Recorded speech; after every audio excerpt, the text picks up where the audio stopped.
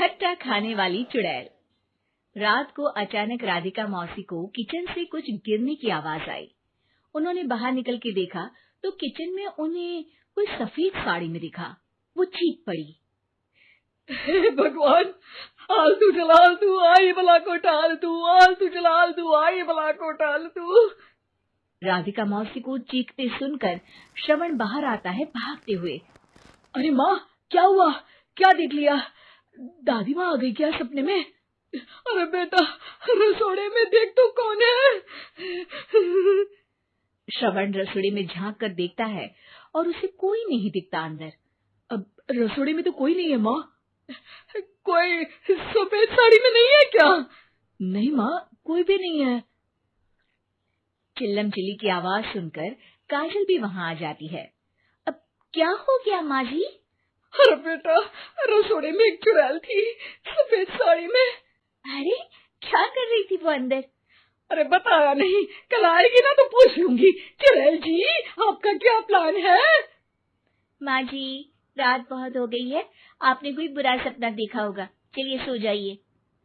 राधिका मौसी सोने तो चली जाती है, पर उनको रात भर नींद ही नहीं आती। वो कुछ भी उलझुल बातें सोचने लगती है। कहीं चुड़ैल की वजह से तो घर में टेंशन नहीं हो रहा, कहीं उसी की वजह से तो वो दादी नहीं बन पा रही। सुबह जब राधिका मौसी रसोड़े में छानबीन करती है तो पाती है कि नींबू का अचार गायब है। चुड़ैल नींबू का अचार ले गई, मुझे तो ठीक नहीं लग रहा कुछ। चुड़ैल को भी पता है कि जिंदगी का असली मजा तो खट्टे में ही है। राधिका मौसी झट से श्रवण को फोन कर देती है। बेटा, मुझे समस्या समझ में आ गई है, हमें एक तांत्रिक की जरूरत है। अरे क्या बोल रही हो माँ, तांत्रिक की क्या जरूरत है? आप पूजा पाठ तो कर ही रही हो ना। आलतू जलालतू मंत्र सारे फालतू जैसे कुछ मंत्र पढ़ो, चली जाएगी अपने आप चुड़ैल।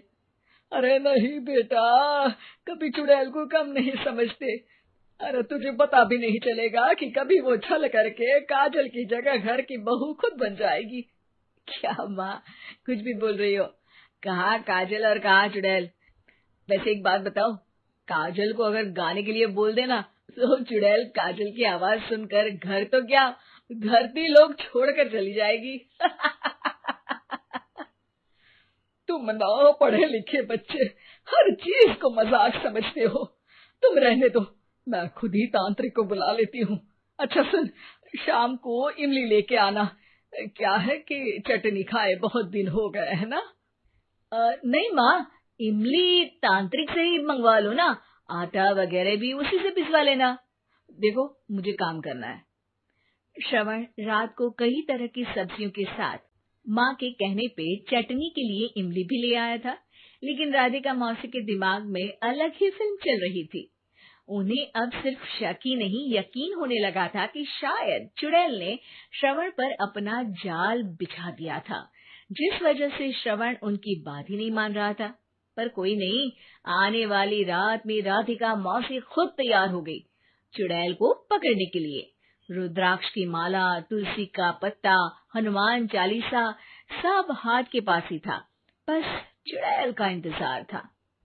और जैसा राधिका मौसी ने सोचा था वैसा ही हुआ। वो चुड़ैल उस रात भी आई, पर वो राधिका मौसी से तेज निकली और राधिका मौसी के उससे पकड़ने के पहले ही वो भाग खड़ी हुई। जरूर बहू पे साया है उस चुड़ैल का, तभी तो श्रवण के कमरे में गई है। और अगली सुबह राधिका मौसी पिछली रात हुए हमले में किन चीजों का नुकसान हुआ उसका हिसाब लगा रही थी। उनके खेमे से एक आम के अचार की शीशी भी गायब हो चुकी थी, और वो इमली भी जो कल श्रवण लेकर आया था। राधिका मौसी इस बारे में सोच ही रही थी कि श्रवण जल्दी से रसोड़े में आकर दवाइयों की पोटली ढूंढने लगता है। अरे बेटा, क्या हो गया? अब माँ, वो काजल की तबीयत खराब है, बहुत घबराहट हो रही है उसे। हे भगवान, मैंने पहले ही कहा था कि तांत्रिक को बुला लेते हैं, पर नहीं। अब देखो, उस चुड़ैल ने काजल को अपने वश में करना शुरू भी कर दिया है। हालांकि श्रवण भूतों में विश्वास नहीं करता था, पर अब वो भी डर जाता है और राजी हो जाता है एक तांत्रिक को बुलाने के लिए। कुछ ही घंटों में तांत्रिक आ जाते हैं और राधिका मौसी तांत्रिक जी को सब बता देती है। घोर संकट, घनघोर संकट, चुड़ैल को मारू जोर चाकट, ओम भट स्वाहा खटखा के आहा। अरे ये क्या मंत्र है? मेरे खुद के ओरिजिनल मंत्र है, कल रात को ही लिखे हैं, अच्छे लगे तो दाद चाहूंगा। एक और मंत्र सुनो, अर्ज किया है आब्राकडाब्रा, दिल्ली बम्बई आगरा, चंदा मामा सोवरले सिरन मामू जारा। ये मंत्र है? अरे कोई 40 वालीसा पढ़ो ना। वक्त कम है, 40 नहीं पड़ेंगे, 20-25 में काम चलाना पड़ेगा। अलग निरंजन जाके लंदन, मुफ्त का मंजान घिस मेरे नंदन। अरे जल्दी करो तांत्रिक जी, जल्दी करो। तांत्रिक अपने उल झलूल मंत्र पढ़ने लगता है। श्रवण को तांत्रिक पे शक होता है। वो अपने एक डॉक्टर दोस्त को कॉल कर देता है ताकि कोई अनहोनी हो तो इमरजेंसी में चीजें मैनेज हो जाए। तांत्रिक धुनी रमाता है, जिसकी वजह से कमरे में काफी धुआं हो जाता है और जिसकी वजह से बहू की घबराहट बढ़ जाती है। अब भागेगी चुड़ैल। हाँ। बहू खांसते हुए धुएं से बचने के लिए बाहर चली जाती है। अरे भाग रही है, भाग रही है। पीछे पीछे श्रवण भी जाता है। बहू एक सोफे पर बैठ जाती है। तभी डॉक्टर दोस्त आ जाते हैं और श्रवण को पानी लाने के लिए कहते हैं।